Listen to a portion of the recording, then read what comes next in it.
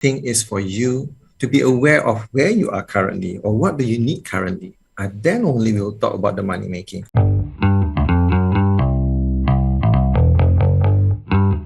Not everyone has the same buying power, right? If there is a formula, what formula can we use to stretch our money? Okay, all right. So like the first question just now, I spoke about the basic of a financial planning, knowing your cash flow, asset and liabilities. So the first one, cash flow, is a very, very important tool that you must have, that you must know, because that will give you an idea of your current financial situation. So when you are aware, when I say aware, it's not just aware in your mind. The problem or the challenge with so many people, they are aware in their mind, which sometimes or most of the time they will overlook on so many things. So you have got to have a written cash flow, all right, of your money in and your expenses, your savings on a monthly basis. Because from there you will be able to look at what are the things that you can cut, what are the things that you are overspending, what are the things that actually I can go for a cheaper one, but now I am paying for slightly higher. You see, so having this tool, then you can control. Okay, some people I know that they cannot live their life without an expensive coffee or Starbucks on a daily basis. All right, but now you can, where if in a situation of a rising cost of living, you can at least cut down. You don't have to have it every day, or maybe like twice in a week.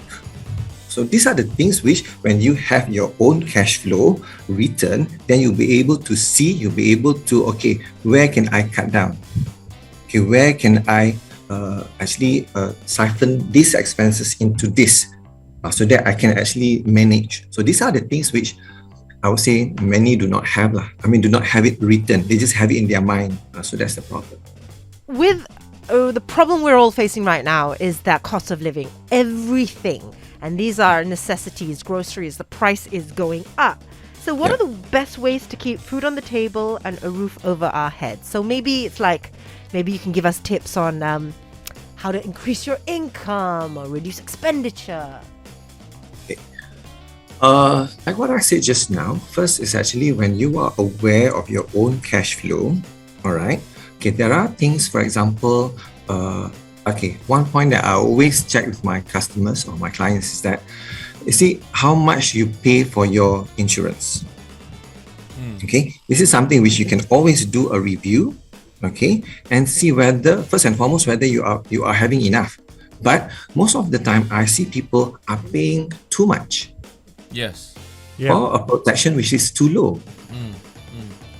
So if you can reduce the premium payment for a better protection, then I think that is one thing which you can look for. But all this is just one point that I mentioned. When you know your cash flow, when you know your detailed expenses, but of course this you have got to work with someone who are independent, who can give you holistic advice, unbiased advice, so that the whole idea is for you to be able to reduce your spending, to reduce your expenses. Why you want to reduce your expenses is because you want to have the additional money so that you can save. You want to have an additional money so that you can put food on the table, so that you can have additional money to live by without compromising on your necessities.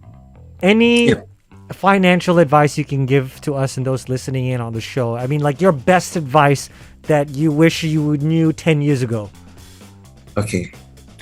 I always tell this to many people. You must know your point A and your point B. What is your point A? Your point A is your current financial situation. Because if you do not know where you are, how do you go forward?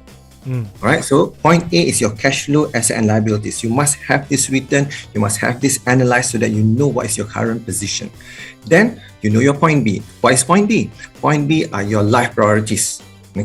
Your emergency funding, your retirement funding, your children education funding. If you are a Muslim, your Hajj planning. If you want to buy property, your property, your protection is your insurance or takaful, as well as your estate planning. So once you know all these life priorities, then we need to calculate, how much do you need for all this? So when you relate point A and point B, you'll be able to see whether you have surplus or deficit, whether you are on track to achieve your life priorities or not. Okay, so if you're on track to achieve all this, and on top of that you have extra, you have more, that will be your financial freedom, because you know that whatever that you have is enough for all your life priorities, and you have extra. Wow. So then you know, okay, wow, I'm on track for my financial freedom. Like my client that I told you just now earlier, all right, he knew that he has access for his retirement funding. I was so happy when I presented that to him. All right, so now the only thing we're working on is for his children education, and if it is settled, then he will have extra. Then financial freedom is his. Thank you so much for that, Nick. Okay, so Welcome. what's really eye-opening for me in this discussion is I was hoping for a quick fix. I was hoping for a bit of advice of like, okay, Aisha, what you need to do is you need to buy this and you need to buy that stocks. Before you even get there, there is this whole process that you need to go through to see how much. And the thing is, you don't want to go through it. You don't want to. Kalau boleh, we just want to skip to the money-making bit, right? Yeah. But we need to actually take a look and take stock at where we're at, right? Yeah. Correct. Money making is important, but the first thing is for you to be aware of where you are currently or what do you need currently. And then only we'll talk about the money making. Or even before we go into that money making, you need to understand your risk profile. You need to understand what you're getting into, all those. Then only you'll be able to make a wholesome, holistic decision, an informed decision with regards to your financials. Oh. Nick, amazing talking to you. Thank you. That was very educational.